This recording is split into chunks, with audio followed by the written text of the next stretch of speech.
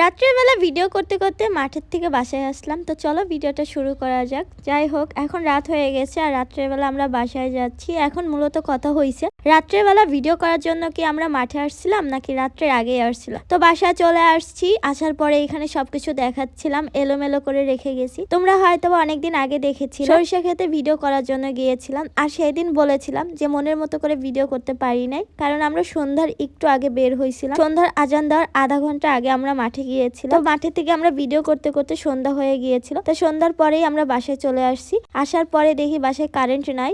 এখানে আমার বোন আমাকে খুব বেশি জ্বালাচ্ছিল আর এটা সেটা বলতেছিল। তো ওই দিন আবার আমাদের অনেক বড় একটা খুশির খবর পাওয়ার কথা ছিল, সেটা নিয়ে আমরা কথা বলছিলাম। মূলত হয়েছে সেই দিন আমার বোনের আবার বেবি হবে, আমরা আবার একটু পরে যাব। মূলত যাওয়ার কথা আমার ছিল, কিন্তু আমি আজ যাই নাই, কারণ আমি এমনিতে যাইনি, হসপিটালে গেলে আমি অসুস্থ হয়ে যাব তাই। তো যাই হোক, এখানে মনটা খারাপ করে বসেছিলাম, কারেন্টের জন্য অপেক্ষা করতেছিলাম। কারেন্ট আসলে আবার বাসায় একটু ভিডিও করব, ছবি তুলবো, কিন্তু কারেন্ট আসার এখানে কোনো নামগন্ধ নেই। তাই এখানে বসে বসে ফোন টিপতেছিলাম আর আমার বোন অনেক উল্টা পাল্টা প্রশ্ন করতেছিল আমাকে। যাই হোক, বোন ভাই এরকমই, একসাথে থাকলে অনেক রকমের কথা হয়। তো সবচাইতে বেশি কথা বলি আমি, কারণ আমি অনেক বেশি বাচাল, যেটা আপনারাও আমাকে ভিডিওর কমেন্টে বলেন আপনি কি একটু কম কথা বলতে পারেন না, কিন্তু ভিডিওর ক্ষেত্রে কম কথা বললে হয় না, এটা হচ্ছে মেন কথা। তারপরে তোমাদের কাছে আমি প্রশ্ন করি, আমার ভয়েসটা কি অতিরিক্ত খারাপ লাগে তোমাদের কাছে? যদি লাগে বলবা, আমি একটু ভালোভাবে দেওয়ার চেষ্টা করব, কারণ আমি শুনেছি মানুষ চেষ্টা করলে অনেক কিছুই পারে। তো যাই হোক, এই ভিডিওটা